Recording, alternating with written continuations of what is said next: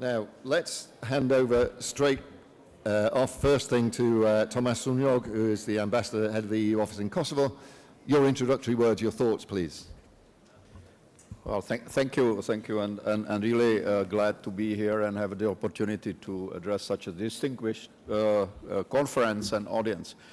I would just decided to focus on the growth plan, which is actually a new instrument of European Union for the Western Balkans.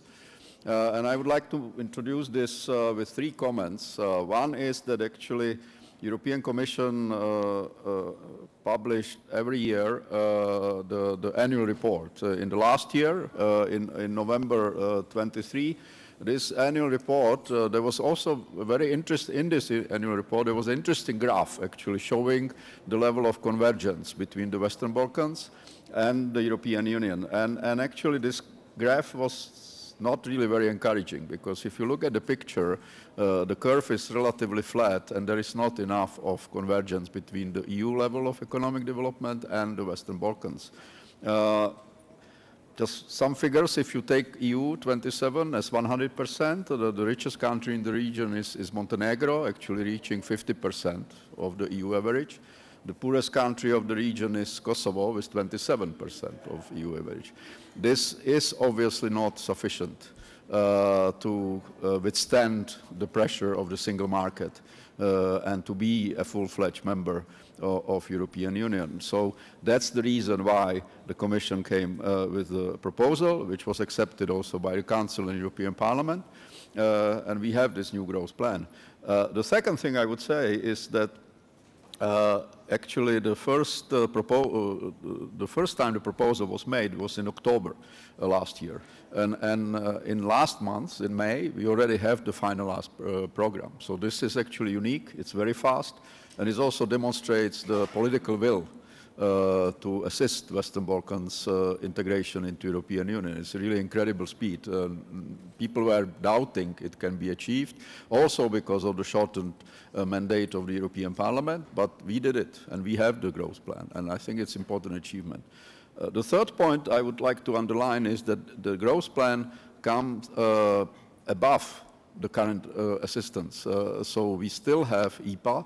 We are continuing to have EPA, and so this is a kind of top-up for our existing assistance, which already is making European Union by far the biggest donor to the region. So we are ready to increase that, and we are ready to move on and to increase the speed of economic convergence with the Western Balkans.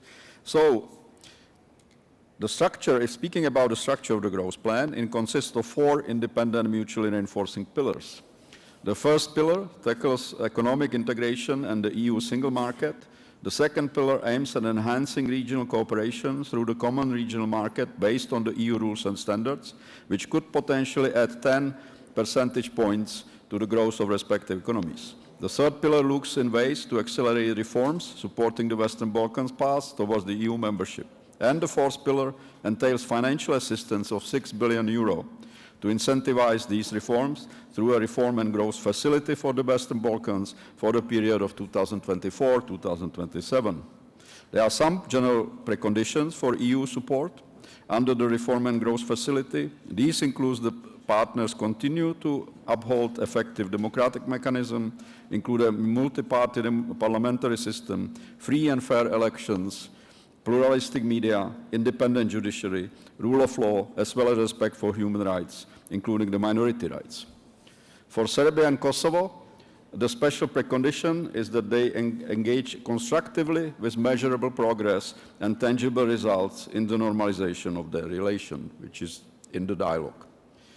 I want to welcome that Kosovo has recognized the opportunities offered and has taken a great deal of ownership. In preparing the reform agenda, the government has been working hard with our colleagues, both in Brussels and in my office, to make sure that we select the key drivers for social economic growth and that we have a good level of ambition. The government has been fully engaged in this, has met all the deadlines by submitting the first complete draft reform agenda on 27 May, and the cooperation has been overall very good. Therefore, I want to thank Kosovo authorities and the government in particular for the work undertaken so far. The EU Commission, from its side, has made an ambitious proposal with 7 initial priority areas and the supporting measures, including the one mentioned by the US ambassador on single European payment area.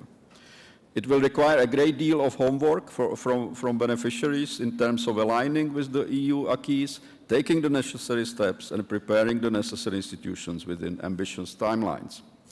The preparation is also underway for the Common Regional Market Action Plan, which is interlinked with the Berlin process and is being ready for the Summit of Berlin process in October. It is essential that the action plan corresponds to the needs, interests, and ambitions of all regional governments, and that they all contribute with proposals to this regard. It's essential, too, that current obstacles in the functioning of the common regional market are resolved.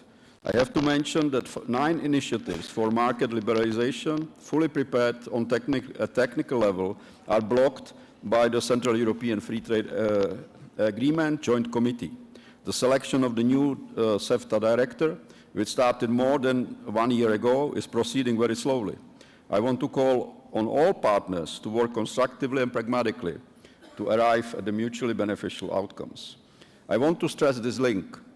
Access to the EU's single market goes through common regional market and the economic integration within the region. For regional economic integration to succeed, it is imperative that the Western Balkan countries work closely together.